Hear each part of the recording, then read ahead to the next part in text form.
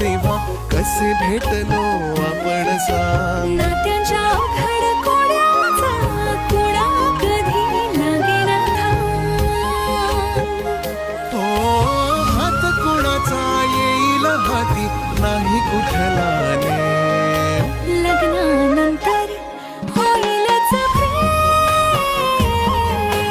लग्नानंतर होईलच प्रेम.